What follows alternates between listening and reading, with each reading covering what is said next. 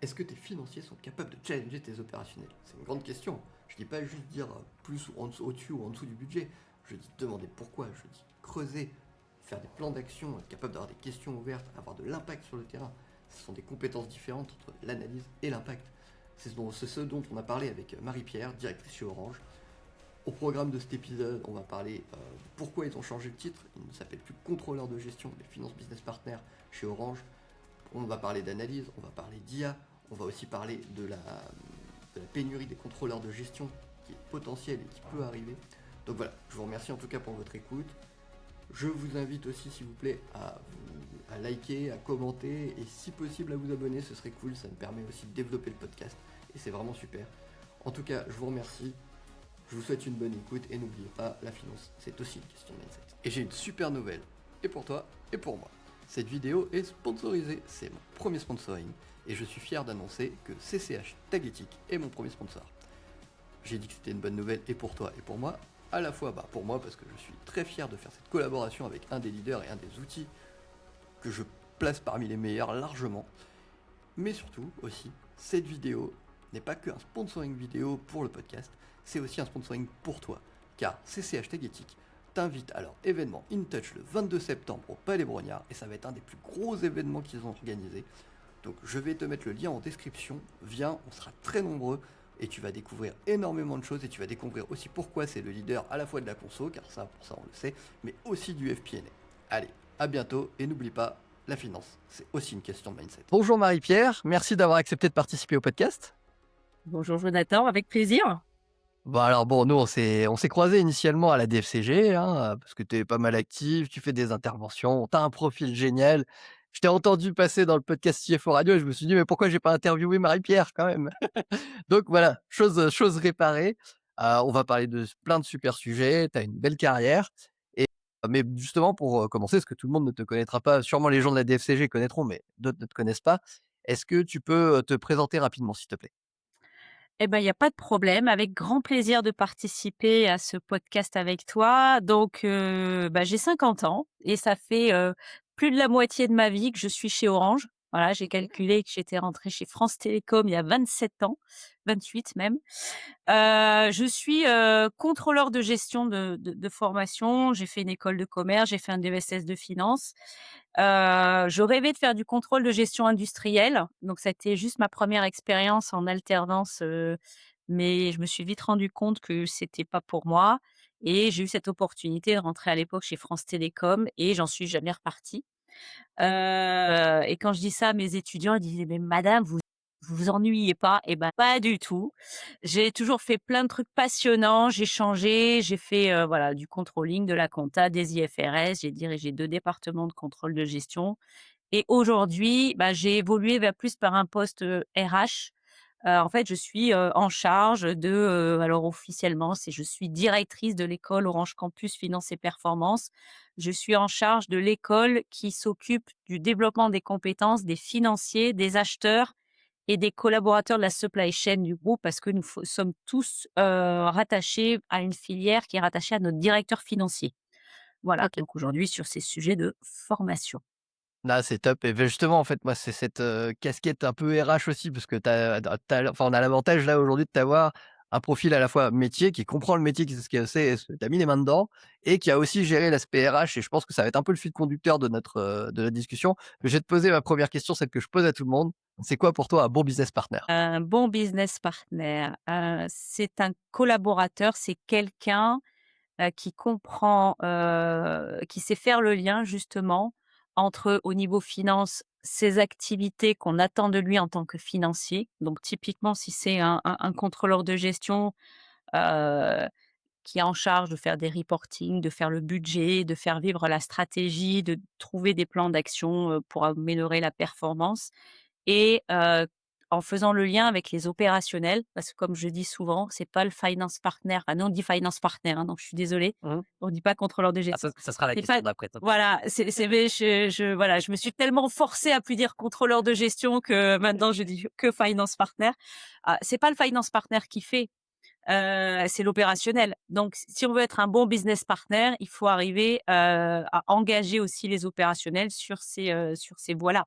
Donc c'est ça un bon business partner. C'est hyper intéressant et puis de toute façon, bah, voilà, tu le dis, c'est le terrain avant tout, en soi et ça Ah oui. qu'on répète, enfin que je répète assez souvent dans ce podcast, la finance c'est bien, c'est les chiffres, mais les chiffres sur le terrain ne valent rien en réalité. Et tu donc du coup, tu m'as parlé justement de la partie, transformation finance, que vous avez faite et justement, avec, 2 rôles que vous avez un peu «créés» entre guillemets, qui sont, donc du coup, enfin des rôles et des titres qui sont Finance Business Partner et Finance Analyst Partner. Est-ce que tu peux nous raconter d'où vient cette évolution et comment vous avez eu cette idée de mettre ça en place? Moi que je trouve génial personnellement. On en parlera dans un deuxième volet. Vous êtes Compliqué. Ouais. Alors, en fait, tout est parti d'il y a, déjà 4-5 ans, quand on a travaillé au niveau du groupe sur le référentiel des métiers. On avait donc le métier de contrôleur de gestion et avec le précédent, directeur financier du groupe qui était Ramon Fernandez, Ramon, partageait tout à fait le fait que, il aimait pas le mot contrôleur de gestion. C'était pas ça reflétait pas, du tout, la réalité de ce métier-là et donc on a créé une fiche métier de finance partner.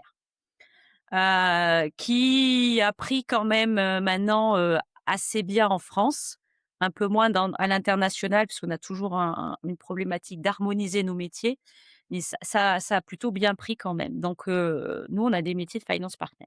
Deuxième étape, quand on a lancé après le plan de transformation, quand lui-même Ramon a lancé le plan de transformation à la finance, en élargissant, on avait un centre de services partagés à la compta et en faire, en fait, un centre de services partagés global, donc un GBS finance. Il a été décidé dans cette transformation, de vraiment organiser notre finance par processus financier et pas que comptable et donc étaient concernés aussi les métiers achats notamment et controlling et donc en créant ce GBS. Donc on a transféré, enfin on a pesé et on est toujours en train de le faire parce que c'est pas fini. On a pesé toutes les activités de controlling en se disant, bah oui, chaque fois que ça peut être mutualisable, automatisable, standardisable, plaçons-les dans ce GBS. Hem, qui va se doter d'outils, qui va se doter, de processus, voilà, pour simplifier justement, la tâche des, finance partners qui restent proches du terrain. Qui serait Heu plutôt du traitement de data d'un côté et du et traitement du voilà, business de l'autre quoi, grosso modo. exactement et pour autant, on a, défini on est allé vers la définition de 2 métiers. On voulait pas quitter finance partner parce qu'on avait déjà eu du mal et on a encore du mal à le faire accepter partout et donc j'ai suggéré de dire et comme j'avais fait, hein, j'avais aussi rencontré d'autres entreprises, j'avais, discuté avec d'autres personnes, de se dire que finalement les collaborateurs finance partner qui vont aller dans ces activités automatisables, standardisables de controlling au sein de ce GBS vont être des finance analyst partners et les autres qui vont rester dans les BU proches des opérationnels vont devenir des finance business partners et j'ai trouvé important, en tout cas c'est comme ça que je l'ai défendu, qu'il fallait pas créer de nouveaux noms, parce qu'il fallait on a eu aussi, beaucoup de mal, enfin les 2 nativement, beaucoup de finance partners ont opposé les 2 métiers en disant, sachant que traditionnellement, ils se disaient: «Bah, moi je suis finance partner, bah, je suis finance business partner». Bon, Ouais. les finance analyst partner, grosso modo, ils vont être au centre de services partagés, bah, c'est des comptables. Non, c'est pas les comptables Ouais, mais c'est parce et qu'on a cette image-là, le CSP c'est la compta, voilà grosso modo. et C'est voilà. c'est c'est une image assez enfin c'est un métier assez moderne que vous créez aussi, tu vois? Voilà, exactement et du coup, je leur ai dit: «Non, les fondamentaux, le régalien, c'est le même». Un finance business partner et un finance analyst partner, il doit savoir ce que c'est qu'un budget, il doit savoir faire sa clôture, il doit savoir à quoi sert un reporting, comment faire un reporting, un tableau de bord et cetera. Ils vont pas le faire de la même manière parce que l'un va aller plus vers l'opérationnel en tant que business pour faire avancer la performance. L'autre, il va travailler avec un finance business partner pour comprendre son besoin, mais lui, il va connaître plus les outils, la data, et il va lui permettre de lui simplifier la vie. Mmh. Donc il y a position et c'est pour ça qu'on a, créé ces 2 métiers. Alors il y a eu, finance business partner, en fait, tout le monde voulait être finance business partner, pour la petite histoire. Finance analyst partner, on a dit: Ça attire «Mais moins. non, tout le monde fait de l'analyse». Oui, Bah, certes, tout le monde fait de l'analyse, mais en finance analyst partner aussi, ils ont besoin d'être proches du business. Mais c'était justement, c'était pour dire, c'était plutôt, comme je disais, une majeure analyste data, majeure business et donc on a créé ces 2 métiers-là avec ces 2 missions, ces activités. Certaines sont les mêmes, mais pas à la même échelle. D'autres, il y a quand même des spécificités qui permet aussi, et c'était aussi l'idée, de proposer plusieurs métiers finalement. Parce que nous, on a des finance partners, ça fait 25 ans qu'ils font ça. Ils sont D'accord. ravis, mais ça leur permet d'avoir de nouvelles dimensions, un moment plus outil, l'autre partie plus, opérationnelle, proche du B2B ou des réseaux ou d'autres ou en filiale. Enfin bon, voilà, ça leur permet Mmh. d'avoir un horizon plus large. Non, mais c'est hyper intéressant. Puis, bah, en fait, vous avez fait juste le découpage de ce qu'on fait en réalité en interne dans quasi la totalité. C'est-à-dire que les gars qui disent: «Oui, mais on fait de l'analyse et du machin», le DAF, en fait, ce qu'il a, c'est qu'il a des mecs qui vont traiter de la donnée, d'un côté. Il a des mecs qui sont un peu plus expérimentés, qui vont traiter le business et après, lui, il traite le reste. Donc en fait, vous avez juste fait un déport, en fait, de ce qui existe en réalité à peu près partout et donc moi, je trouve ça intéressant parce que, honnêtement, le traitement de la data, bah, qu'il soit fait, dans ton bureau ou qu'il soit fait dans un bureau centralisé avec plein de monde, bah, en fait, moi, je vois pas vraiment la différence et je pense que c'est une bonne option, en tout cas. Mmh. Moi, je suis persuadé que c'est une bonne option. Après, on est une grande entreprise, donc Oui, quand on a lancé le truc, on avait 1 700 finance partners. Oui, 1 700 dans le groupe. Donc, c'est beh, des gens et voilà, ça fait beaucoup. On en a un peu moins là, c'est en diminution, mais on en a encore beaucoup. C'est sûr qu'une PME, une ETI qui a 4-5 finance partners ou contrôleurs de gestion, ils vont un bah, peu tout faire. il faut un Voilà, peu tout, voilà, c'est que tu ouais. mets un peu les mains dans le cambouis, tu essayes de tout faire. Mais Mais c'est aussi voilà, donc l'avantage de ces gros groupes, hein, parce qu'il y en a beaucoup, tu vois? Moi, j'ai un profil très gros groupe, tu le sais très bien et le profil très gros groupe, tout le monde te dit: «Ah machin, le profil gros groupe». Ouais, mais en fait, moi, au début de ma carrière, j'ai traité la donnée et à la suite de ma carrière, je traitais plus la donnée. C'était des gens qui traitaient pour moi et moi, ça me permettait de me concentrer vraiment, comme tu dis, tu vois? Enfin, souvent, ce débat-là de: «Oui, mais maintenant, il faut être finance partner et il faut plus tu vois, faut être business partner, il faut plus être, le contrôleur comptable» et cetera. Je suis d'accord, mais ça, c'est des trucs qui marchent vraiment dans les gros groupes, dans là où tu as la structure et les gens pour le faire, en réalité. Moi, oui, quand je pilotais mon usine, c'était pas moi qui étais en train de traiter mes fichiers Excel, c'était mon équipe. Tu vois? C'est comme ça que ça marche en réalité et les gens ont du mal aussi avec ça. On veut vendre un truc, d'image qui existe en fait déjà depuis longtemps, mais qui existe depuis longtemps dans des groupes structurés, mais qui n'existe pas dans les petites structures. C'est normal, ils mmh, ont pas le temps, ils ont pas les moyens. Donc moi je comprends très bien. Mais j'ai une question pour toi. Est-ce que tu mmh. penses, parce que vu que vous l'avez fait, est-ce que tu penses que c'est important de sortir du mot contrôle, de contrôleur de gestion? Ah, non et ça, c'est fondamental. D'ailleurs, en fait, le test, c'est quand je pose j'ai des amis qui sont pas du tout de la finance, qui me disent: Ouais. «Mais qu'est-ce que tu fais?» «Je suis dans la finance». Alors tout de suite, ils voient les banques, les machins, Ma notre femme m'a épousé entreprise. parce qu'elle pensait que j'étais banquier, hein. Voilà, j'ai dit: «Non, non, non, non». Le plus gros des personnes qui travaillent en finance sont surtout pas dans les banques. En entreprise, il y a énormément de financiers. Et quand je leur dis: «Bah, je fais un métier», en plus de temps en temps je l'enseigne, je fais du contrôle de gestion. D'abord ils me regardent, ils essaient de mettre contrôle, tu vois? J'ai dit: «Non, en fait, je contrôle rien moi». Donc Mmh. ça montre que c'est une mauvaise traduction. On a des contrôleurs internes, on a des auditeurs, on a bien sûr qu'on a des règles, on fait pas n'importe quoi en finance, mais en fait un contrôleur de gestion, comme je dis souvent, il fait tout sauf contrôler. Il Bien devrait sûr. presque dans l'idéal ne rien contrôler. Il pilote, mais il ne contrôle pas. Non, Donc c'est faut dire normalement, c'est management controller. Management controller, c'est maîtrise du management. C'est pas contrôle du management. Enfin, on est mauvais en anglais. C'est juste clair. la preuve supplémentaire de notre niveau d'anglais. Mais est-ce que tu penses, que le titre a changé l'état d'esprit au niveau des équipes? Moi, enfin oui, oui, parce que, Ouais. c'est un mot, mais après il y a un faisceau de plein de choses qui font que, mais quand, j'ai quand même des finance partners qui se disent: «Moi, je suis finance partner», c'est vrai qu'aujourd'hui, ça le fait un peu mieux que C'est clairement plus vendeur que je suis contrôleur de gestion, hein, ça on va pas se mentir. ouais. Mais je pense enfin, moi c'est un avis personnel, hein. Mais je pense que l'étiquette que tu te mets et qu'on te met, influence vraiment l'état d'esprit que tu as. Tu Mmh, vois? C'est-à-dire que je suis contrôleur de gestion, il y en a qui le prennent au pied de la lettre, même dans le métier directement mmh, et qui se plantent, tu vois? Et en fait, je pense vraiment que changer de nom, même manager de la performance, finance partner, peu importe, tu vois? Je pense que vraiment ce nom qui date, enfin, faut pas oublier, hein, que c'est un nom qui date maintenant, d'il y a très longtemps parce que c'est quand même des ingénieurs qui ont créé ça, dans l'industrie automobile, il y a longtemps. En fait, ça serait quand même bien pour moi, je pense, de changer l'état d'esprit des gens grâce à ça. C'est pour ça que j'ai appelé Business Partner le podcast. C'est que pour moi l'idée c'était, venez on pense business, tu vois? Et on pense état d'esprit. Je suis pas là pour faire un podcast de technique où je vous raconte comment on calcule un BFR. J'ai pas envie de faire ça, ça me plaît pas. Et je sais le faire et je pense que de toute façon, on sait tous le faire. Normalement, dans notre métier, on a quand même été formés pour ça et on le fait au quotidien. Par contre, je pense que l'état d'esprit, c'est quelque chose qui joue, mais qui joue aussi par rapport à l'étiquette qu'on se met nous aussi. ou nos chefs aussi, hein. C'est-à-dire que, par exemple, tu as un CFO qui arrive, il te traite pas pareil quand il pense que tu vas aider le business que quand il pense que tu vas traiter de la data, tu vois? C'est pas le même état d'esprit quand il te donne une mission, il a pas le même état d'esprit quand il est comme ça, tu vois? Enfin, moi, je l'ai vu dans ma carrière, hein, j'ai vu des gens qui sont là pour avoir des exécutants et il y a des gens qui sont là pour faire avancer les choses. Et c'est pas la même chose. Et et justement, tu me parlais aussi, d'une formation, que vous avez, chez vous, qui à la base s'appelait, Trusted Partner et qui après est passé Strategic Partner. Alors on est en train.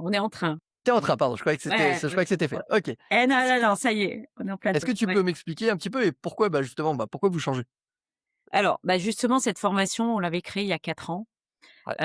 quand à l'origine de l'école, hein, quand l'école a été, structurée et on s'est dit: «Il faut qu'on fasse une formation pour les finance partners qui soit pas sur la technique, sur de l'expertise». On en a, hein, sur le budget, les KPI, le business modeling, voilà.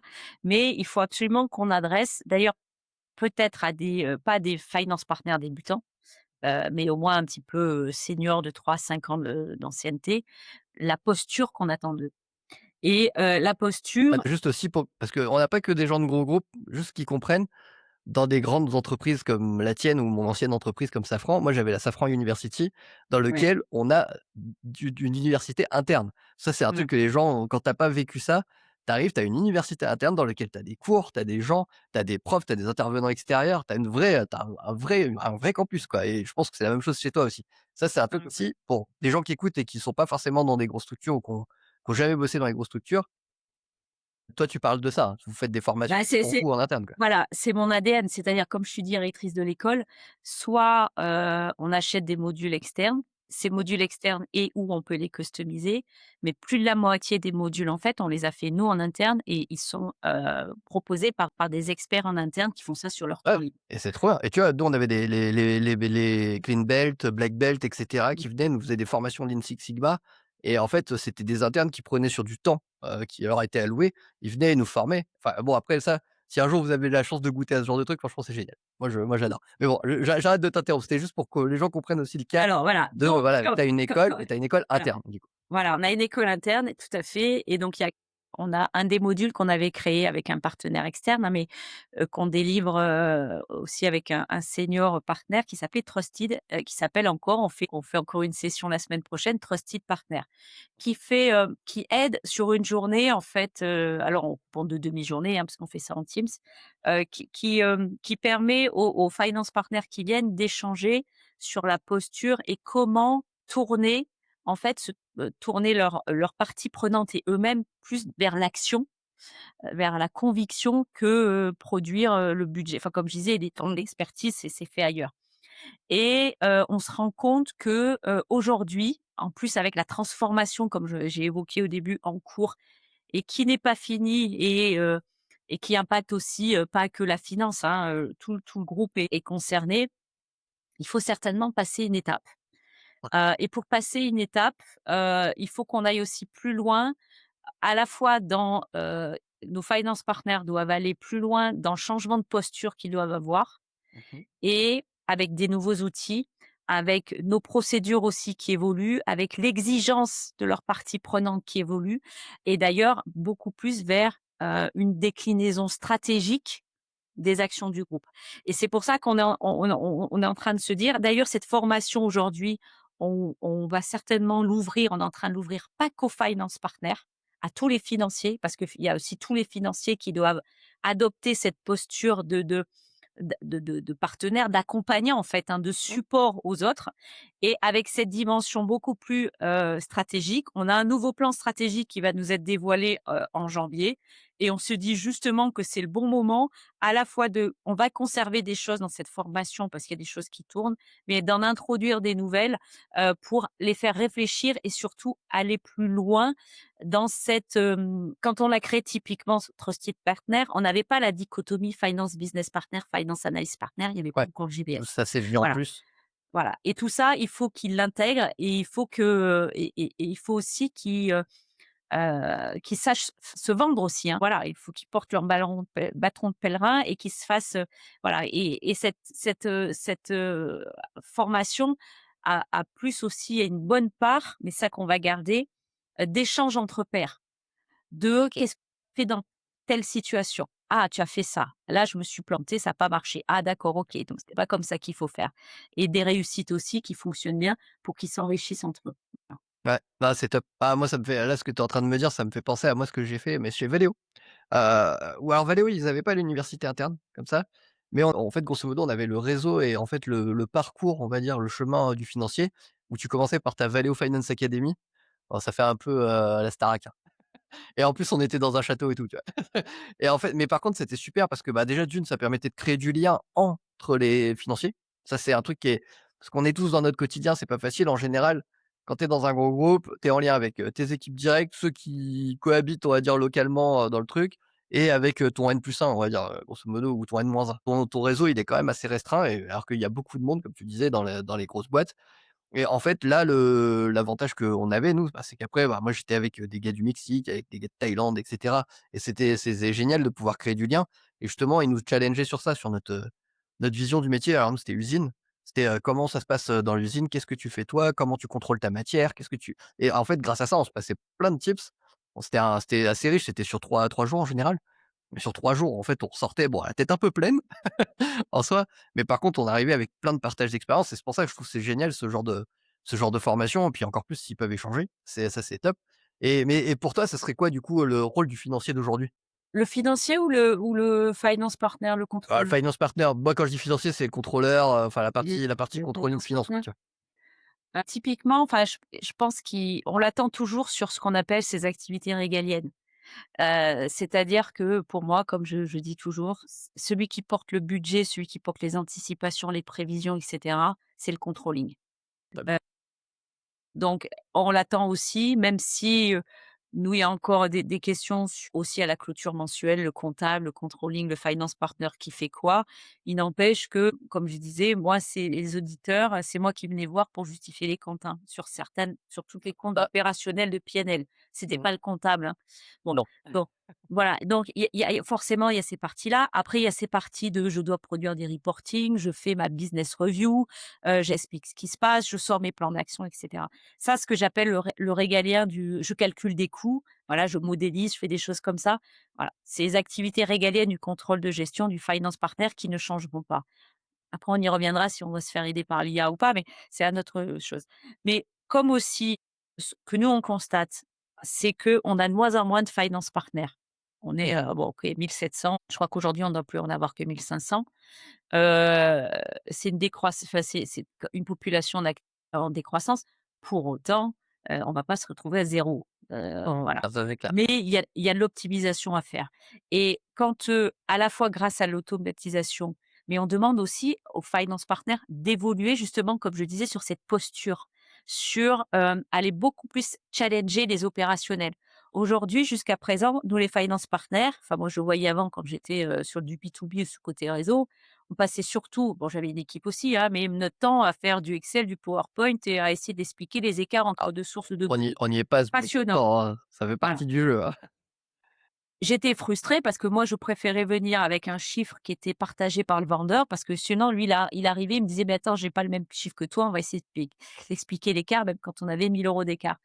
Mmh. Moi, c'est pas ça que j'ai envie de faire. C'est maintenant d'aller voir le commercial et le vendeur et lui dire: «Bon, bah, maintenant, tu es pas à ton objectif. Comment on fait? Qu'est-ce qui se passe? Qu'est-ce que tu pourrais faire avec tes vendeurs? Qu'est-ce que tu pourrais vendre? Qu'est-ce qui marche? Qu'est-ce qui marche pas? Est-ce que c'est un problème de prix? Est-ce que c'est un problème de formation? Est-ce que c'est un problème de concurrence?» Voilà, c'est d'aller le challenger sur ça et ça, jusqu'à présent, nous, les finance partners, ils ont jamais été habitués à le faire. Ah oui, Et d'accord. et donc il faut trouver, donc c'est pour ça que on y re enfin, si tu veux, on y reviendra, mais là où on a un défaut, en tout cas moi chez nous, c'est plutôt sur la posture et les soft skills aujourd'hui que, sur les hard skills à régalia, parce que nous, on a des finance partners, qui ont 51 ans de moyenne d'âge. Ça fait 30 ans qu'ils font les choses. Ils ont suivi toute l'évolution, un budget, ils savent à peu près faire, les prévisions, ils savent à peu près faire, comprendre le système d'information et ils savent faire. Par contre, ils savent pas challenger les autres. Ouais. Voilà. Là, c'est intéressant, mais c'est un truc où j'ai un peu vu, les différences d'état d'esprit aussi entre 2 boîtes, bah, entre Valeo et Safran. Valeo a une culture du plan d'action, mais culture du plan d'action par pas de choix, en fait. C'est-à-dire que l'activité est rude dans l'automobile. Tu es obligé d'agir vite. T'as pas le choix. C'est une question de survie, de toute façon et les marges sont faibles, tu vois? C'est dur comme activité et par contre, quand tu es dans un environnement un peu plus aisé, type, l'aéronautique, parce que tu es quand même pas trop malheureux, hein, c'est quand même des activités qui fonctionnent bien. Bah, en fait, tu sens que tu as un peu plus le temps et du coup, les gens vont moins dans l'action et plus dans le reporting, tu vois? Et en fait, et ils s'en plaignent après: «Ah ouais, mais je fais trop de reporting». Bah, va faire un peu de terrain, enfin, débrouille-toi, va voir la prod, tu vois? Je sais pas, moi, c'est ce que Exactement. je disais à mes équipes. Ça te saoule de faire du reporting, je t'ai pas dit de faire du reporting, je t'ai dit de me répondre au reporting. Je t'ai pas dit de faire du reporting toute la journée. Si tu as envie d'aller voir la prod, tu vas voir la prod. On est entre adultes, chacun peut se débrouiller et en fait, Mmh. c'est comme ça que moi, je les ai poussés aussi à aller faire des réunions avec la prod, essayer de comprendre. Je lui dis: «Bah, tu sais, des fois, les temps machines sont longs, tu vois? Tu te rends compte que tu as une baisse de productivité. Ah, c'est pas juste, je passe un coup de téléphone. Va faire la réunion, va comprendre ce qui se passe, en fait, sur le terrain». Des fois, c'est, la machine qui bug, des fois, c'est la personne qui est absente, des fois, c'est tu vois, il y a plein de trucs comme ça et ça, mais ça, c'est moi, dans ma culture Valeo, c'était même pas une question, en fait. Parce qu'on n'avait pas le choix et de toute façon, il y avait des plans de réduction de coûts à peu près tous les mois.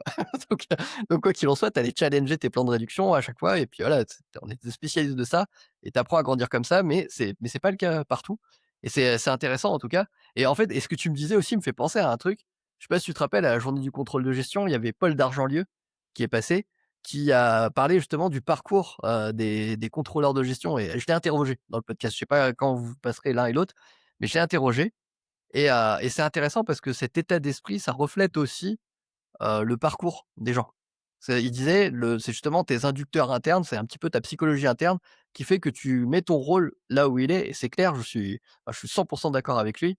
Tu le vois très bien que un contrôleur de gestion remplacé par un autre, le poste change.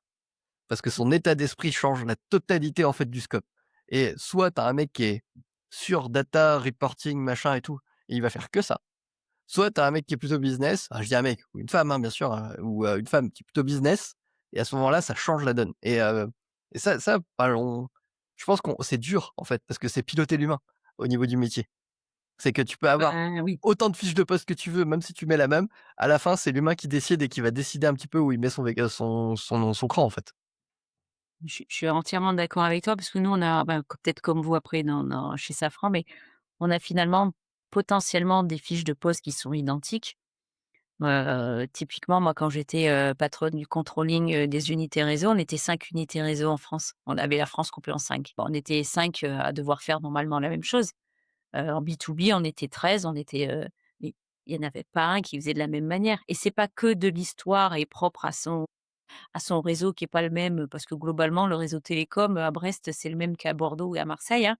Mais c'est la manière dont tu as impulsé toi humainement, les relations qui font que, bah, voi ça se déroule pas de la même manière. On creuse certains sujets et pas d'autres. On est plus performant sur certains que d'autres. On est très, reporting d'un côté, on est plus, plan d'action de l'autre. Voilà. Ouais, non, mais Mmh. et puis c'est ce qui rend aussi intéressant le métier et le management Bien sûr. aussi. C'est quand tu es manager, aussi de ce type d'équipe où il faut savoir aussi jauger, justement, tu en fait, tu te rends compte, le jeune, il est plutôt je dis jeune ou moins jeune, hein, mais il est plutôt data, il a envie de faire ses reporting. L'autre, tu le sens qu'il est plutôt à l'aise, on va dire plutôt dans le relationnel et ça, c'est moi, j'avais bien aimé ça, c'est de trouver un petit peu la brique dans lequel tu vas installer la personne pour qu'elle soit la plus performante et que ce soit le plus sympa, quoi. Pardon, il y a peut-être plus ça d'ailleurs par rapport au métier de la compta. Enfin, il y a plus de latitude dans les process, même comme je dis en finance, c'est quand même très processé, mais il y a beaucoup plus de latitude en controlling sur la manière de faire. Alors que la compta, surtout quand maintenant on est dans un GBS, ça déroule quoi. C'est Ah que ouais, ça, c'est pas autrement.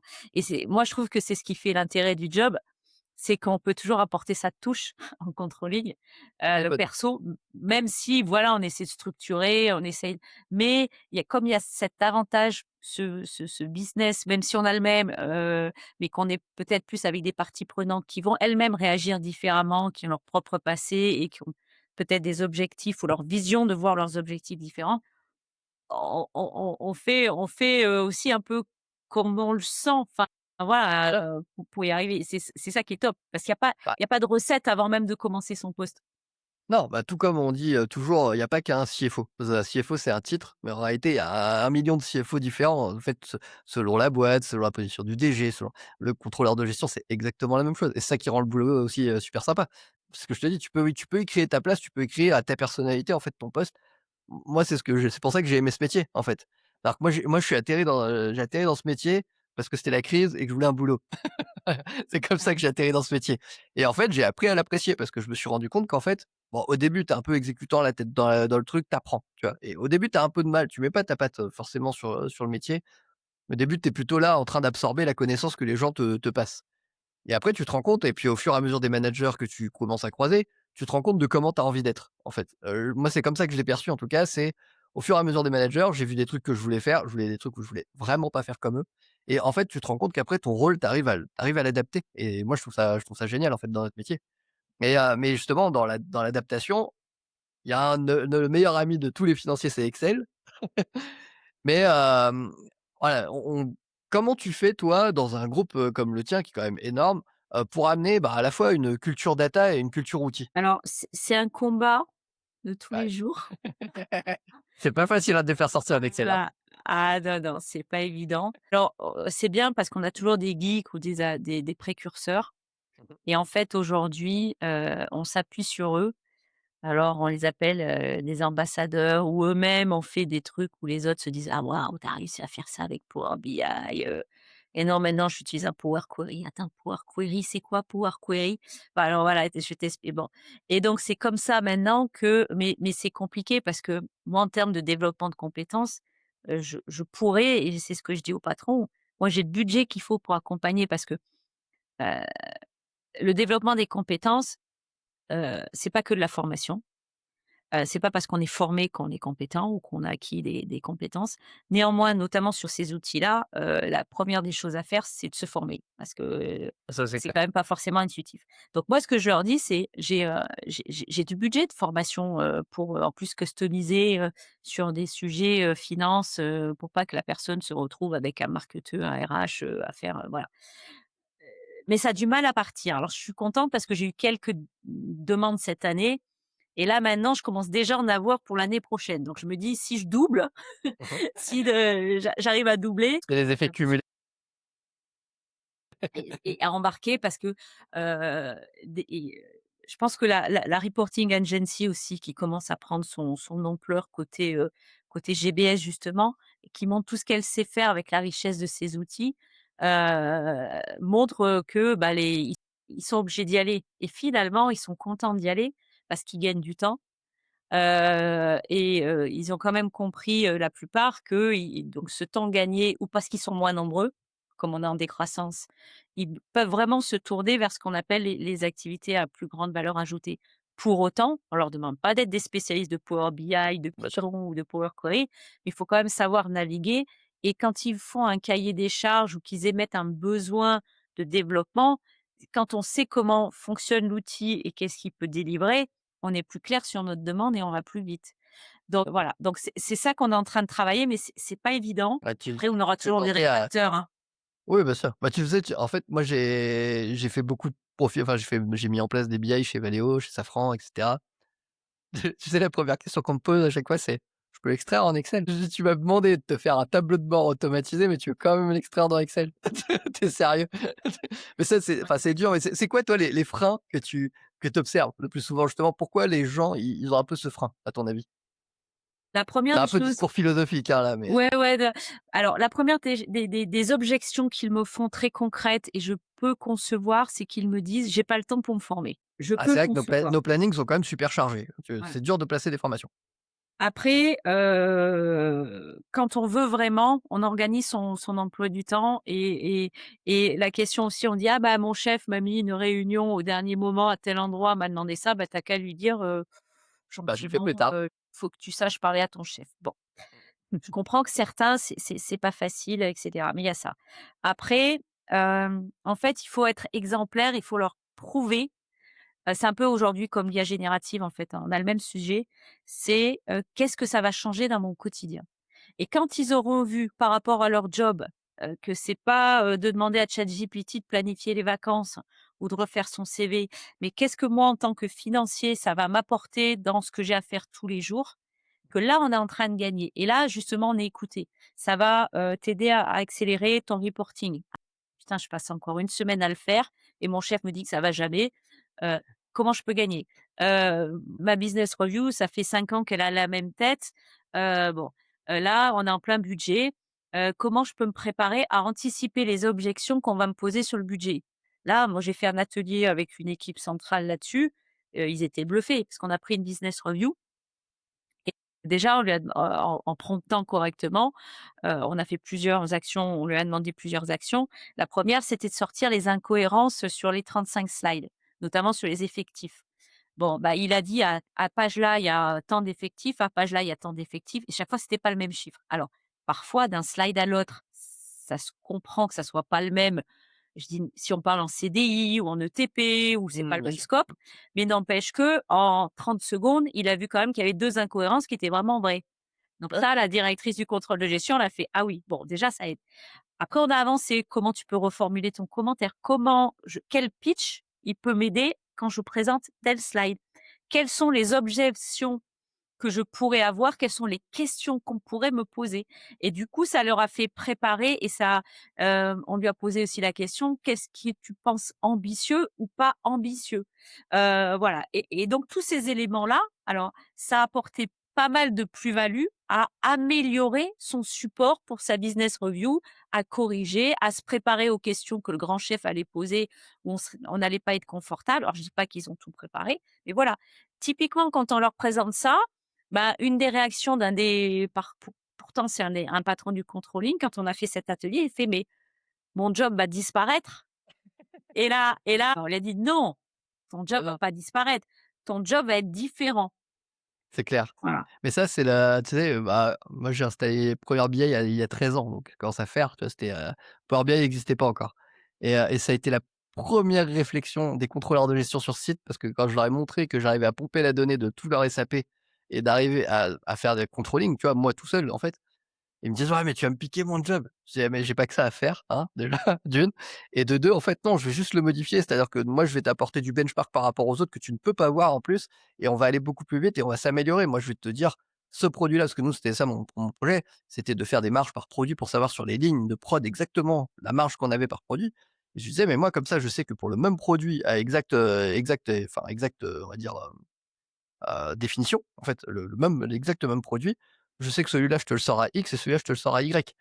Du coup, on se challenge et on voit pourquoi et en fait, on va s'aider et clairement, personne n'a perdu son job, en réalité. Mmh. Le truc qu'on a fait, c'est qu'on leur a permis d'accélérer parce que, bah, du coup, ils se posaient plus la question du: «Bah, ouais, mais moi, j'ai ma machine là, je sais pas trop ce qu'elle fout», tu vois? Ou, «Elle est pas performante». Bah, du coup, tu dis: «Bah, tu vas parler entre mecs de la logistique et mecs de la prod». Tu les réunis entre le mec d'un site et le mec de l'autre site et vous allez voir pourquoi. Et en fait, c'est comme ça qu'on a fait des gains de productivité énormes, en fait mais l'IA, c'est la même chose. Tout le monde te dit: «Oui, mais ça va remplacer». Moi, je pense que c'est un discours pourri parce que c'est un discours qui on en reparlera tout à l'heure quand on reparlera des carrières, mais c'est un discours qui est très mauvais, je pense, pour le métier. Mais après le truc, ouais, c'est pas facile pour les gens de passer ce cap parce que tu as des habitudes aussi, je pense. Tu vois, là je le vois, bah, comme je t'ai dit, on me disait: «Oui, machin, c'est ta BI, elle va me piquer mon boulot». Là, tu vois, maintenant je suis en train de créer un outil, je le mets en place, notamment chez des comptables, donc c'est une population en plus qui a un peu peur, tu vois? Ils ont un peu peur de la techno, les comptables. Je leur amène un outil où je leur automatise la totalité de leur interface, je leur fais toutes les transformations, donc c'est fini Excel, tu vois? Et parce que, bah, on leur a fait gagner entre une demi-journée et une journée de clôture, donc ils sont contents. Mais au tout début, je peux t'assurer que quand je suis arrivé en plus, je suis un prestataire externe, ils arrivent, ils me disent: «Oh là là, mais qu'est-ce que tu vas faire?» Il y en a quelques-uns en off qui m'ont envoyé un message: «Est-ce que tu peux t'assurer quand même que j'ai encore du boulot et que je puisse continuer à bosser?» Et en fait, ça avait fait peur au début, mais enfin, Mmh. moi, mon message, il est clair: «N'ayez pas peur de la technologie, de toute façon, c'est le sens de l'histoire». C'est-à-dire Ah que bah, exactement. moi, je suis Faut persuadé pas qu'en fait, lutter, hein, faut pas on lutter, hein. on a cumulé le nombre de contrôleurs de gestion parce qu'on a augmenté les datas avec les systèmes d'infos qu'on a au fur et à mesure, mais juste parce qu'on ne s'est pas adapté en termes d'outils. Mais quoi qu'il en soit, c'était temporaire. C'est-à-dire qu'on n'a pas besoin de 50 juniors pour aller traiter de la donnée. C'est pas vrai. En tout cas, ce n'est plus le cas aujourd'hui. Et ça va diminuer, les scopes vont changer, les actions vont changer. C'est-à-dire que toi, peut-être que tu passeras plus ta vie à cruncher ta data, mais tu passeras ta vie à aller chercher les plans d'action, ce que tu disais tout à l'heure. Et pour moi, c'est ça le sens du métier. et c'est bon, en fait. N'ayez pas peur. La modernité a du bon et elle a vraiment du bon dans votre métier. Si vous prenez un peu du recul sur les tâches que vous faites, il y en a quand même pas mal que vous avez plus envie de faire, en réalité. Moi, il y en avait plein de tâches à la fin de mon contrat où je me disais: «Franchement, j'en ai ras-le-bol de faire ça, quoi». C'est quoi pour toi la différence justement, alors essayer de faire un peu d'état d'esprit entre, ceux qui avancent et ceux qui restent bloqués justement? Je Parce pense que toi, que tu en as déjà vu passer du coup? ceux qui avancent, ils sont curieux. Ouais. Je pense que la curiosité est le plus gros des moteurs. D'ailleurs, pour moi, c'est vraiment une qualité. C'est pas du tout un défaut, la curiosité. Super qualité.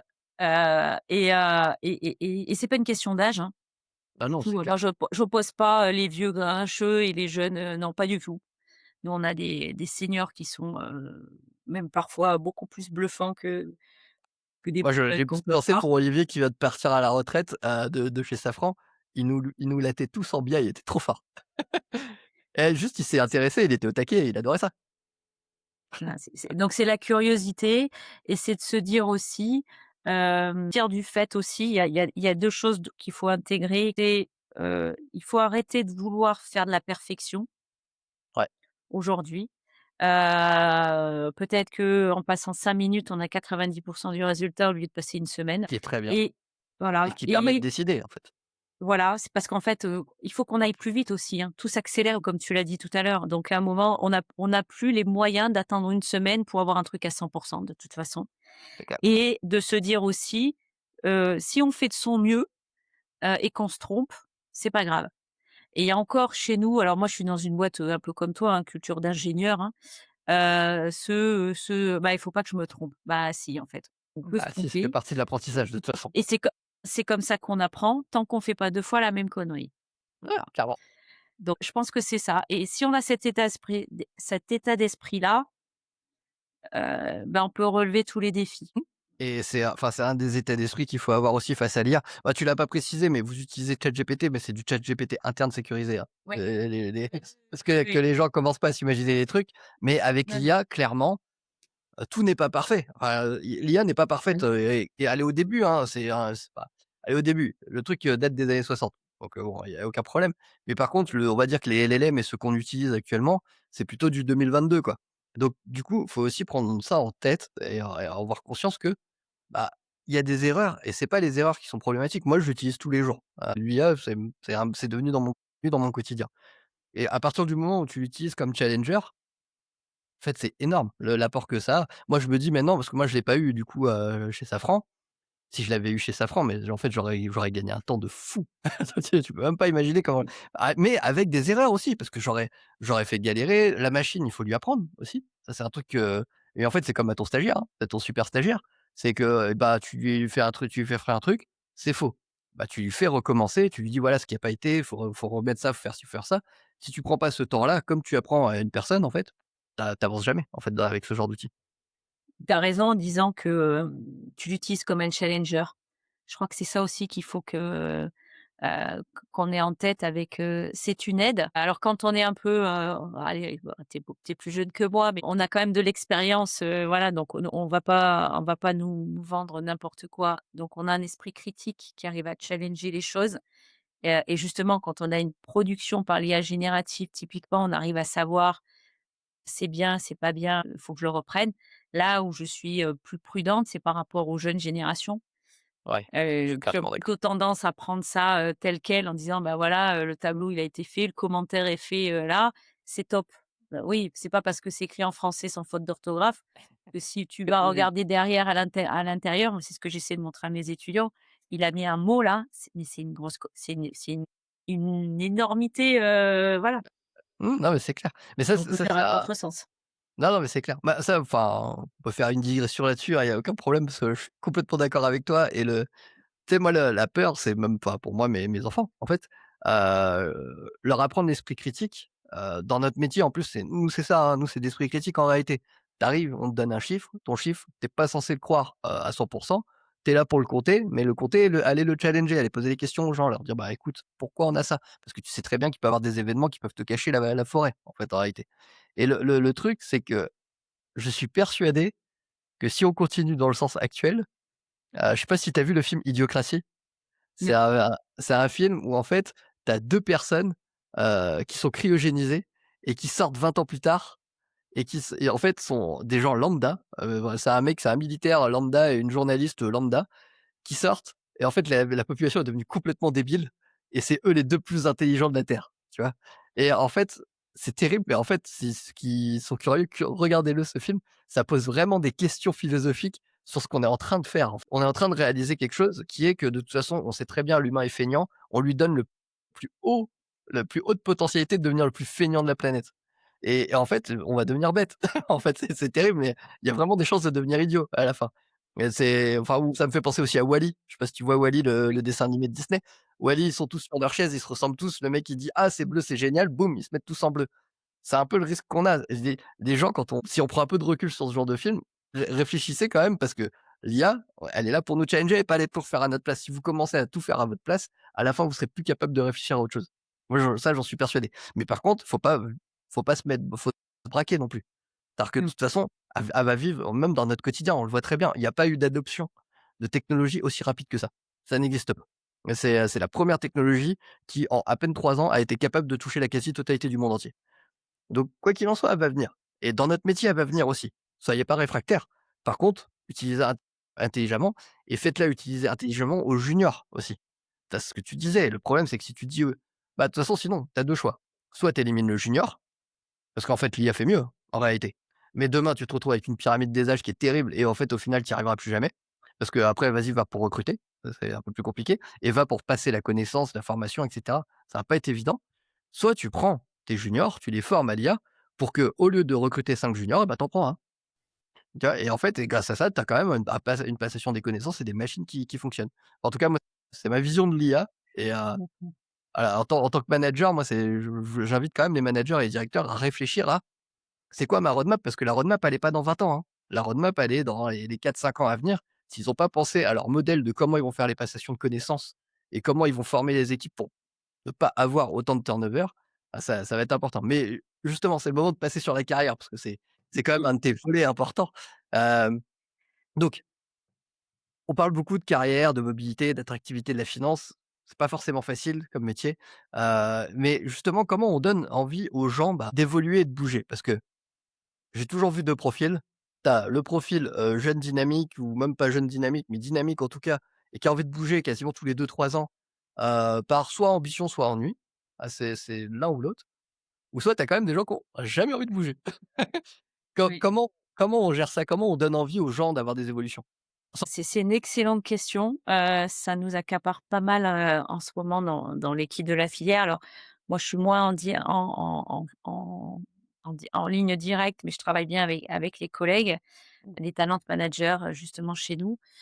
Pourquoi? Parce que alors nous, on a plutôt, un constat, j'en fais d'ailleurs partie, hein, on est beaucoup à être entrés dans l'entreprise et y être toujours 25-30, bon voilà. Après, ça montre qu'on s'y sent bien. c'était le cas d'un Safran, hein. C'est-à-dire qu'il y a beaucoup de gens passionnés d'aéronautique qui rentrent dans la boîte.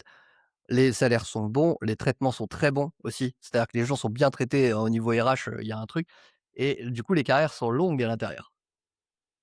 Et alors après, c'est comme des les grands groupes, heureusement aussi qu'on a une variété de métiers. Ouais. Donc moi, je me suis pas ennuyée, j'ai changé tous les 3-4 ans et pour ça que je suis restée parce que je me suis jamais ennuyée. Néanmoins, ce qu'on constate aujourd'hui, c'est que, alors en France, hein, parce que je parle pas de l'international, c'est une autre dimension. En France, on a une moyenne d'âge, nous, qui a plus de 51 ans, Mmh. d'accord? Donc c'est assez âgé. Ouais. Et des finance partners ou des financiers, ça fait, 25 ou 30 ans qu'ils font ça, quoi, Mmh. voilà. Et certains et là, c'est des statistiques aussi qu'on a regardées il y a pas longtemps, on a énormément de personnes où ça fait 6, 7, 8 ans, 10 ans, en fait, qu'ils sont sur le même poste. Et clairement, ça commence à être un souci qui a été, relevé par, Laurent Martinez, notre nouveau directeur financier, parce que, on se sclérose quand on reste, à faire la enfin, c'est Mmh. pas bon quand même. Mais il y en a qui aiment bien Bien sûr. rester, à faire, à peu près pareil. Le chef a Mmh. changé, il y a eu peut-être un nouvel outil, je me suis adaptée, mais bon an, mal an, je m'occupe toujours à peu près de la même chose. Il y a du confort, quoi. Il y a beaucoup de confort.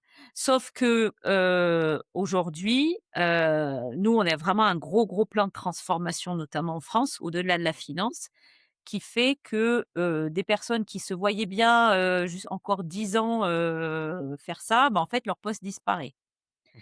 Et là, même si ça fait des années, moi, j'ai essayé de passer des messages en disant à certains: «Tu devrais changer, tu devrais aller voir autre chose, tu devrais». Bon, bah, tant qu'il y en a qu'on n'est pas devant au pied du mur, ben, on Ouais, reste. ça réagit pas, quoi. Mmh. Voilà. Donc, heureusement qu'on a de tout. Comme on est très nombreux statistiquement, on a de tout. On a des personnes qui ont anticipé depuis des années, donc on leur montre: «Tu vu, lui, il a fait ça depuis, il a fait ça, tu pourrais faire ça», enfin, rebondir. On a aussi un groupe qui est, très, relativement facilitant sur les modes d'organisation et j'en suis un peu le témoin. C'est-à-dire que moi, j'habite toujours Marseille et je travaille pour Paris. Je monte de temps en temps, mais je monte pas très souvent, mais je monte quand même de temps en temps. On arrive à travailler très bien à distance. Alors oui, il y a certaines contraintes, mais n'empêche qu'avec les nouveaux outils on a très bien des financiers qui peuvent, sans avoir leur chef à côté ou leur business à côté ou, voilà, travailler et ça donne de nouvelles perspectives d'évolution, de nouveaux métiers. Parce qu'on peut comprendre que typiquement quelqu'un, ça fait, à 55 ans, qui habite, à Lyon ou à Bordeaux, bah, il a pas envie de déménager nécessairement à Paris ou changer de région pour finir sa carrière. Donc Ah, ça aussi, il faut qu'on l'accepte. Donc tout ça, on est en train de redéfinir, comme on est, à la fois en montrant, heu, toujours de l'exemple là ou des illustrations de personnes qui ont bougé, qu'est-ce qu'elles ont fait pour bouger? De l'organisation change, donc de toute façon nos métiers changent. Donc, bah, notamment, je reviens sur le poste de finance partner. Le finance partner qu'ils sont en train de faire aujourd'hui, c'est pas déjà ce qu'ils faisaient il y a 3 ans. Et l'année prochaine ou dans 2 ans, ça sera encore différemment. Par contre, il faut qu'ils acceptent de changer et peut-être en profiter pour avoir un autre chef ou tu étais sur la partie commerciale, tu passes sur la partie réseau, tu étais en B2B, tu vas en B2C. Voilà, tu t'occupes, tu changes un peu de périmètre et aussi est-ce on faisait pas trop jusqu'à présent. On a toujours bien aimé, garder nos financiers pour nous. Or aussi, on s'aperçoit que, bah, des financiers qui sortent de la filière et qui vont vers les RH, vers d'autres choses, c'est tout aussi enrichissant pour les autres filières. Nous, on s'est intégrés aussi, formés, parce qu'on peut pas recruter en externe. Mais moi, j'ai lancé depuis l'année dernière aussi un parcours, je deviens finance partner de personnes qui, bah, on a formé, des personnes qui étaient à la facturation, des personnes qui étaient commerciaux, des personnes qui étaient, sur la gestion de projet et on leur a dit: «C'est pas grave, vous venez aussi avec votre expérience et la connaissance de ce que vous avez avant. Finance partner, on va vous former. On va vous donner les bases, vous allez faire un programme et voilà et on est aussi capable d'intégrer des nouveaux sans ils sortent d'école de commerce et tout ça montre qu'en fait, on est en train de changer d'état d'esprit, de montrer que, on peut sortir de la filière. Il y en a d'ailleurs qui reviennent quelque temps plus tard, super, ils ont été enrichis d'une autre expérience. On fait appel à des gens qui n'étaient pas de la filière, mais qui apportent, d'autres dimensions qu'ils ont appris et au sein de la filière, comme les métiers évoluent, on leur montre aussi que, il est possible, bah, de faire autre chose. Mais c'est vrai que clairement, on a besoin nous aujourd'hui de montrer un peu cette dynamique-là, pour que, cette communauté échange et c'est comme ça aussi qu'on s'enrichit. C'est pas qu'avec la formation, c'est avec l'échange entre pairs. «Tiens, je vais voir autre chose, j'ai appris ça quand j'étais sur le réseau et si je le mettais en place, dans mon autre, business unit?» Voilà, Ouais, c'est ouais. comme ça qu'on apprend. Non, c'est top et c'est, bah, de toute façon, oui, en fait, moi, je pense que l'avantage du gros groupe, c'est que tu as des parcours aussi. Tu as des possibilités. Tu sais, tu as des alors des fois, ça dépend des boîtes, mais des fois, c'est étanche entre les divisions, mais quand c'est pas étanche entre les divisions, bah, du coup, tu peux te permettre d'aller à gauche, à droite et tu peux te permettre de bouger et c'est intéressant et justement, petite question un peu piège. Comment on fait pour, rendre un poste attractif alors qu'on est en région ou loin de Paris? Je te pose la question parce que moi, je l'ai été et que c'était très difficile de recruter. Alors moi, quand j'étais manager, en région, sur Marseille, à la différence d'autres qui avaient du mal à recruter sur les mêmes. Oh, toi, tu es au soleil, c'est de la triche. Non, non, parce que je recrutais sur la j'ai jamais eu aucun problème pour recruter Ouais. et j'ai recruté aussi des personnes qui n'y connaissaient rien et que j'ai formées. Hem, après, ça c'est peut-être mon expérience aussi, je me retourne dans l'autre sens. Heu, je pense que le manager fait beaucoup. C'est-à-dire que, c'est très important, que les personnes qui ont envie de changer de poste, que le poste les intéresse, mais qu'ils aient envie aussi de travailler avec le manager derrière. Au départ, bah, bon, un petit peu comme tout le monde, on regardait le poste et aujourd'hui, je pense que si j'avais à changer, je regarderais d'abord le manager et après le poste. Ah, c'est clair. C'est parce que voilà, c'est très important et je pense donc pour répondre à ta question, le manager, il fait beaucoup, ça prend du temps. Moi, quand j'ai accompagné des personnes, qui connaissaient rien, ben, j'étais aussi, je pense j'aurais pas demandé tout de suite de me faire le budget, on y est allé progressivement, hein. Ah bah, oui. Voilà.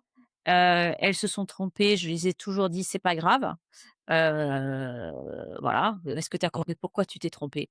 Voilà et une partie de là, bah, je sais qu'ils feraient pas ils ont jamais refait l'erreur. Voilà, c'est comme ça. C'est en fait, c'est de mettre beaucoup d'humain, dans le poste et moi, j'ai jamais eu aucun problème, hein. Après ça, c'est le tu la réputation interne. C'est un truc que les souvent des managers oublient. Tu sais, dans les grosses boîtes, t'en as qui sont un peu rudes, tu vois? Oh, il y en a, ils se Mmh. cachent pas, ils en ont rien à faire, tu sais, ils sont un peu brutaux, brutal avec les équipes, tu vois? Ça se sait à la fin, Mmh. clairement. Moi, c'est pareil, j'étais à Plaisir, j'étais à La Verrière, c'est loin, c'est on va dire c'est une trentaine, quarantaine de kilomètres de Paris. Moi, en plus, j'ai la concurrence avec Paris, hein, quand même, parce que les gens, ils ont plutôt envie Oui. d'être à Paris. Mais honnêtement, quand enfin, c'est clair, le manager joue. C'est pas pour dire que je suis le meilleur manager, c'est juste que tant que tu es humain et que ça se Ça. passe bien, ça se sait très vite. Les équipes, elles équipes, elles parlent toutes, enfin ça va très vite aussi dans les bouts de couleur, autant dans le bon sens que dans le mauvais sens et quand tu as le manager qui est pas trop mal, ça vient. Après moi, j'ai fait de la publication sur LinkedIn, je peux t'assurer que j'avais plus aucun problème de recrutement. Oui. D'ailleurs, je filais des CV aux potes parce que moi j'avais pas espèce, on était une équipe de 4, on n'allait pas faire une équipe de 500, donc du coup, je donnais les CV aux autres. Mais Mais en soi, clairement, ça joue sur l'attractivité, mais le manager, il est important. Mais c'est clair, moi je me souviens à un moment, quand je faisais, on se réunissait les patrons de controlling, parce qu'on se disait: «Tiens, c'est pas mal, tiens, ça fait 3 4 ans, ça serait bien qu'il aille ailleurs. Ah bah oui, alors si tu le prends, je te le prends et lui, ah bah non, on va faire un coup à bande à 3 comme ça on fait bouger tout le monde». Mais, le truc aussi, c'est qu'il faut faire un petit peu d'effort quand tu recrutes. Il faut se faire connaître, il faut aller taper aux portes en disant: «Tiens, j'ai telle offre, ça t'intéresserait?» «Ah ouais, non, moi pas, non, mais je connais peut-être quelqu'un qui pour» «Ah bah, fais-lui pousser, pousse-lui l'offre». Il faut pas croire que parce qu'on lance une offre qu'on va avoir le meilleur des recrutements. Il y a un peu de soi-même, enfin un peu d'énergie à délaisser quand tu recrutes, quoi. Enfin et en général, ça paye, quoi. Et justement, tu as une petite dernière question sur la carrière. Les jeunes, est-ce que tu penses que les jeunes ont encore envie de faire carrière en finance? On en voit, oui, oui, oui, oui, oui. Après ça dépend carrière, qu'est-ce que tu mets derrière comme Est-ce que définition? c'est carrière à la nous? Voilà. Ou est-ce que C'est, voilà, ils quand je dis à la ont nous, les c'est-à-dire on a eu envie de grimper, monter directeur, aller loin, tu vois? Mais, ah mais moi j'en croise encore des jeunes, hein. Moi je me souviens, j'ai reçu la dernière, stagiaire ou apprentie que j'ai eue en finance. Moi je me disais Elle me disait: «Moi je vais être directrice financière un jour». trop bien. Et et elle était vraiment topissime, elle l'est toujours, hein, mais il en faut des gens comme ça. Après, il y en a aussi qui vont te dire: «Moi, mon but, c'est pas le boulot, je veux faire autre chose à côté» et je pense que c'est une question d'équilibre. Tout le monde peut pas être patron, tout le monde Clairement. peut pas être leader, il faut des suiveurs, il faut des bâtisseurs, il faut des, voilà. Mais oui, oui, moi je trouve qu'il y en a toujours, il y en a toujours. Ouais. Il y a ce qu'il Moi, faut. je pense que j'ai été biaisé par mon parcours où, quand tu commences en audit et chez Valeo, tu es entouré de personnes, femmes et hommes, qui ont envie d'évoluer et d'aller très vite, en fait. Et du coup, moi, j'ai toujours cru que tout le monde était comme ça. Alors qu'en fait, non. Et puis, parce que honnêtement, quand tu fais Valeo EY, tu le sais très bien, tu es pas là pour ton équilibre de vie. Tu es là pour apprendre. Tu es là pour aller très vite, en fait. Et tu es pas là pour faire une carrière de 50 ans. Il y en a quelques-uns qui le font, mais c'est plutôt rare. Et en fait, dans les autres boîtes, c'est pas comme ça. Dans les autres boîtes, tu as, ce que tu dis, une bonne partie de gens qui ont besoin d'équilibre et honnêtement, c'est sain. C'est-à-dire que c'est débile, on va pas se mentir, maintenant que j'ai 40 ans, je commence à comprendre que c'est débile de se buter la santé pour pouvoir avoir un poste de DAF. C'est quelque chose de ridicule. Buter la santé ou buter la famille, hein, parce que j'ai aussi vu des gens qui ont Mmh. détruit leur famille juste pour leur carrière, pour à la fin se faire remercier et ils ont plus rien. Mmh. Bravo, c'est donc moi je c'est pour ça que je dis, le discours sort alors qu'avant en fait juste il était pas assumé, je pense et ils ont raison, l'équilibre en fait c'est de toute façon un équilibre c'est personnel, chacun son équilibre, Mmh. à chacun de choisir. Moi je me cache pas, je suis ambitieux et j'ai envie d'avancer et d'évoluer avec ma limite qui est ma famille sera toujours en priorité. Voilà, c'est moi c'est comme ça que j'ai toujours vécu ma carrière, que je l'ai imposé à mes chefs, hein. C'est-à-dire qu'à mes chefs, je leur disais: «Entre 18:00 21:30, tu ne m'appelles pas. Si tu veux m'appeler à 22:00, je m'en fous. Tu m'envoies un message, je lui dis: «Entre les 2, tu ne m'appelles pas». C'est et de toute façon, la chance que j'avais, c'est qu'aussi ils étaient parents. Donc ils me disaient: «OK, il y a aucun problème». Mais ça, enfin, c'est je pense que les jeunes sont encore ambitieux. Il y a juste un discours, en fait, qui avant n'était pas assumé et que maintenant ils l'assument et en fait, c'est pas plus mal parce que ça va dans le bon sens, pour moi et je trouve que c'est intéressant. Mais c'est quoi pour toi le futur du financier? C'est quoi le financier de demain? Du contrôleur et du DAF? En fait, il est multiple. Enfin, il y en a heureusement qu'il y en a pas qu'un, Ouais, parce que ça va dépendre dans quelle structure il est.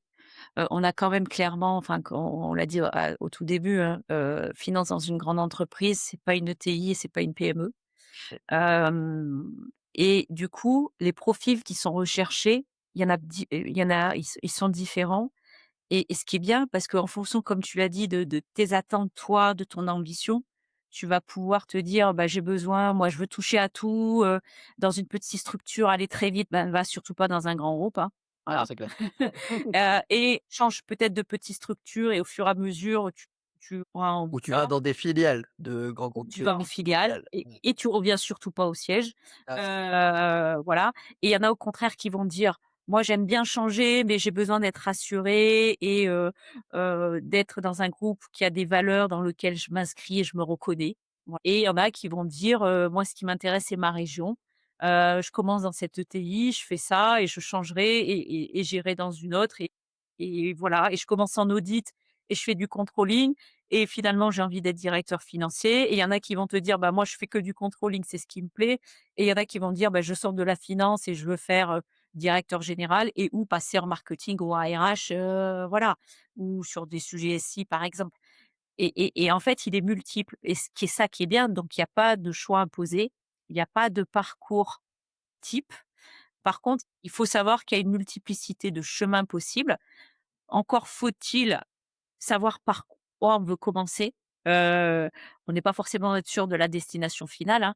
Moi, quand si je me replonge quand je suis sortie d'école, si tu m'avais dit qu'aujourd'hui je m'occuperais d'une école de formation, je t'aurais dit: «Mais tu je suis fille de prof». J'ai toujours dit à mes parents que je voulais surtout pas être prof. Quand j'ai dit à mon père: «Papa, je vais prendre la direction, de l'école finance», il était mais mort de rire, quoi. Donc voilà, j'ai dit: «Bah, comme quoi il y a des imbéciles qui changent pas d'avis». Et on évolue au fil des gens et Mmh. j'avais même pas en tête qu'un jour, il y avait des écoles internes, typiquement. Je savais même pas que ça existait, quoi. Pour moi, l'école, c'est l'université, c'est le lycée, c'est des trucs comme ça. Bien sûr. Voilà.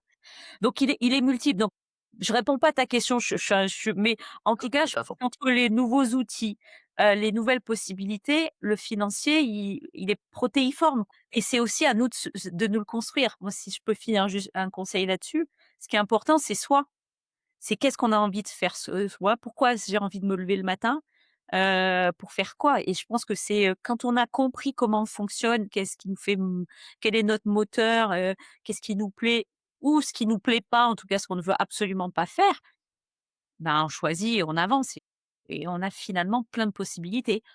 Encore faut-il se donner la peine, de réseauter, de rencontrer du monde et cetera. Si tu restes tout seul derrière ton ordinateur à attendre que ça vienne, Ça viendra pas.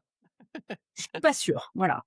Ah, c'est hyper intéressant ce que tu dis, j'aime bien et c'est ouais, bah, moi j'ai mis du temps à comprendre ce que je voulais. Je le cache pas. Moi ce que j'ai fait, c'est grimper les échelons au plus vite possible. Ça, c'était mon objectif numéro un. Mais, mis à part, pour, honnêtement, hein, l'argent, et aussi le statut, parce que moi je viens de très loin et que ma famille n'a pas fait d'études, hein, du tout, moi c'est du coup c'était un peu je suis un peu le seul de la famille qui a réussi à évoluer et à faire que des trucs. Mais en soi, je courais après ça au début et après à ma trentaine, j'ai commencé à prendre des réflexions, tu vois? C'est-à-dire à me dire, «Est-ce que je fais ça vraiment pour la bonne chose? Est-ce que j'ai envie de ça?» Est-ce que, là, je fais ma crise de la quarantaine avec mon projet entrepreneur? J'en sais rien. Demain, ça se trouve dans 2 ans, je le fais plus. Je sais pas, c'est pas grave. Mais en tout cas, faut pas avoir peur de se chercher, je pense, notamment dans notre métier. Hem De tenter un challenge. Des fois, on te propose des trucs. Moi, le challenge de l'intégration de Zodiac, il m'est arrivé parce que j'ai accepté de prendre un coup de téléphone à l'arrache, tu vois? C'est un mec qui m'appelle, numéro inconnu, en général, je réponds pas. Là, je réponds. Il me dit: «Ouais et tout, j'ai un challenge à vous proposer». Bah, écoutez, allez-y, on va discuter et restez ouvert et vous vous trouverez au fur et à mesure. Des fois, moi, il y a des et acceptez aussi de refuser, comme tu dis. Le mon frère Jean-Marc, qui m'a proposé des postes dans des pays improbables, je lui ai dit: «Mais Jean-Marc, je suis pas fou, je ferai pas ça». Et il m'a dit: «Oh dommage, hein». Mais il tente et les chefs J'ai tentent. essayé. Ouais, mais les chefs tentent de toute façon et n'ayez pas peur de dire non. Non n'est pas un problème, la manière de dire le non est un problème, en fait. C'est jamais le non qui est un problème. Mais voilà, mais après, moi, il y a une petite alerte aussi que je veux pour le contrôleur de demain. Moi, je suis persuadé que ça sera le même métier, en fait, avec l'IA, avec tous les outils qui vont venir. Parce que là, on connaît l'IA, mais on sait pas c'est quoi les outils de demain, en réalité. Je suis persuadé que ce sera le même métier en termes d'état d'esprit et de posture et que ça ne Mmh. changera pas. Mais par contre, je suis persuadé que d'arriver, hem et se dire que l'IA va remplacer tout le monde et de voir ce discours, c'est la plus grosse bêtise que la quasi-totalité des éditeurs et des commerciaux sont en train de faire. On a eu le même débat sur la partie des comptables, où on a dit pendant des années: «Oui, mais le métier de comptable, il va être remplacé, il va être automatisé, hein, de toute façon». On est en 2025 là. Cite-moi une boîte qui a une compta full automatique, mis à part les nouvelles boîtes parce que, bah, il y a pas de process, il y a pas d'outils, il y a rien et forcément, c'est facile d'automatiser quand il y a rien. Mais là, une boîte qui a un peu de vécu, on va dire au moins même 5-10 ans, il y a pas une boîte qui a automatisé sa compta et à cause de ce discours-là, on n'arrive plus à recruter un seul comptable. Recruter un comptable, c'est devenu un enfer. Demain, on est en train de créer l'enfer du contrôleur de gestion et du financier. Demain, on n'arrivera plus à les recruter à cause de tous ces discours. Moi, j'en suis persuadé. Je sais pas ce que tu en penses, mais moi, je suis persuadé que c'est une erreur Ah, et enfin, qu'on n'a oui, pas appris on n'a pas appris de notre passé. je te rejoins assez. Enfin, il y a encore des jeunes, parce que je donne des cours, de contrôle de gestion là, il y a encore des jeunes qui veulent devenir contrôleurs de gestion. Donc c'est bien. Après, on en a besoin de moins qu'avant. Donc faut pas Ça, non c'est sûr, plus qu'il y ait surpopulation. hein. Le métier, je suis entièrement d'accord, c'est le même. C'est les basiques, ce que j'appelle le régalien, c'est le même. La manière de le faire diffère, c'est clair. Le niveau d'exigence peut-être va monter un peu plus haut, mais c'est pas plus mal. Enfin, je suis pour faire toujours mieux et être toujours plus exigeant plutôt que ramener, à du basique, voilà, qu'après une IA pourra faire à notre place. Hem, il y en a encore. Est-ce qu'il y en a assez? Effectivement, je te rejoins sur le fait que c'est difficile de trouver un bon comptable aujourd'hui, parce que la population, enfin le c'est je pense que c'est un métier qui a été un peu déserté et que les comptables qu'il faut aujourd'hui sont quand même des comptables de bon calibre, hein. On peut plus l'enregistrement facture, hein, voilà, c'est un comptable aujourd'hui, hein. Heu, Effectivement, oui, je pense qu'il faut être aussi vigilant sur le métier de finance partner, même si je pense qu'il est un peu plus sexy, juste dit comme ça, que celui de Un peu comptable. plus créatif, on va dire, quoi. Voilà, même si j'ai été comptable, j'ai fait quelques années à la compta et je regarde de très bons souvenirs. Pour moi, le plus beau métier reste quand même toujours celui de finance partner, voilà. Je le trouve plus sexy et plus humain, voilà, avec challenging. Il y a plus de, voilà, il est plus tourné sur la stratégie, sur comment je vais faire pour y arriver, comment nous allons faire pour y arriver. Voilà, cette notion d'anticipation, d'essayer de prévoir ce qui va arriver, moi j'ai toujours adoré et c'est de plus en plus compliqué, mais j'aime ça. Moi, de se lancer sur, une fois qu'on a fait plusieurs scénarios, de se dire: «Bon allez, on va taper sur celui-là, on est sûr que ça va pas arriver». On pense que c'est le moins mauvais, mais tout de suite, quand on suit son activité, c'est de pouvoir réagir pour faire en sorte que et être très réactif. Moi, j'adore ça, et je pense que je suis pas la seule. Je pense Non, que non, pas un petit peu pareil. Donc c'est un peu plus sexy. Voilà, je pense que mais néanmoins, oui, il faut faire attention que ces métiers-là avec, on peut voir passer pas mal d'articles aujourd'hui, disant, l'IA générative, supprime beaucoup d'emplois ou va supprimer beaucoup d'emplois. L'IA va supprimer beaucoup d'emplois. Les RPA vont remplacer, nos emplois. Pour une partie, oui, mais pour moi, c'est pour la partie la moins intéressante, justement pour qu'on puisse conserver, celle, qui est, intellectuellement la plus truculente. Voilà. Ouais, ouais, on est Je me complètement du même avis. Moi, je pense que c'est ça qui fera la différence et puis tant mieux, en fait. Moi, je trouve que bien c'est tant sûr, mieux pour le métier, en soi. Mais, en tout cas, bah, merci beaucoup Marie-Pierre, c'était vraiment cool, c'était top avec et plaisir. tu ne t'échappes pas. J'ai encore des Ah dernières bon? petites questions. Il en reste? J'ai des petites questions, du coup, un petit peu Alors, perso, désarçonnante, hein, vas-y. histoire que les gens, soit ils s'y connaissent, bah, ils apprendront rien, soit on va apprendre sur toi. Si tu avais un super pouvoir, ce serait lequel? Ah, c'est là que je t'avais dit qu'il allait avoir un blanc. Super pouvoir, rendre les gens moins cons. J'adore! Meilleur pouvoir. Ça c'est rude, hein. C'est mais Ça c'est drôle un demanderait de super l'énergie quand pouvoir, même, hein. quoi. Voilà. Ah, c'est cool, c'est marrant, j'aime bien. Très int Bah, j'essaie de trouver décalé et en même temps, non, c'est pas j'y crois vraiment à ça, hein, mais non, mais c'est vrai, vraiment, ça serait très utile, en fait. Et c'est quoi le meilleur conseil qu'on t'ait donné dans ta carrière? J'essaye de changer un peu de question. j'ai un moment et ça me fait écho tous les jours. J'ai été coachée sur une partie de ma carrière, voilà, avec un coach interne et elle m'a toujours dit, «Agis, c'est toi qui as les clés en main». Ah, j'aime bien. Ah, c'est hyper intéressant et c'est cool aussi que tu dises que tu as eu un coach. C'est un truc qui manque dans cette culture française, je pense. Heu, Quand j'ai interrogé toujours des gens de l'étranger, des Américains, des anglophones, UK, ils se sont tous fait coacher. Les Français, Mmh. quasiment jamais et c'est rare, hein. Tu fais pas partie des il y a pas de nombreuses personnes Mais qui acceptent. j'avais demandé et ça Ouais, c'était un bon moment, parce que ouais j'avais un peu un problème avec mon chef. Et tout ça pour dire, de l'époque, bah, la conclusion notamment sur ça, agis et les clés en main, c'est, barre-toi, il faut et puis, rester dans la complote, c'est jamais utile, l'action est toujours plus utile. En réalité, mmh, c'est comme ça qu'on avance et c'est pas facile, hein, quand on a la tête dans un problème. non, D'avoir un chef qui va pas, moi aussi j'en ai eu, hein, des chefs qui allaient pas. C'est dur quand tu as la tête dedans mais c'est bien d'avoir quelqu'un qui te permet d'avoir ce recul-là et ce conseil-là, il est génial. Agissez les gens, mmh, avancez, faites de l'action. C'est dans le mouvement qu'on avance. C'est pas plus dur que ça mmh. et c'est quoi tes passions? Ah, j'en ai plein, alors, il y Tu a en as des plein? gens Allez, vas-y. qui disent que je fais trop de choses, par ailleurs. Alors d'abord, je ne saurais pas vivre sans faire du sport. Trop bien. Tu fais quoi avec passion?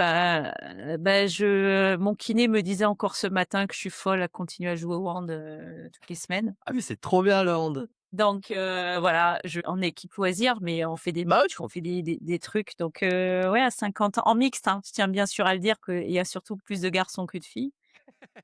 Mais c'est mon sport, voilà. J'ai Trop bien. commencé le hand, j'avais 6 ans.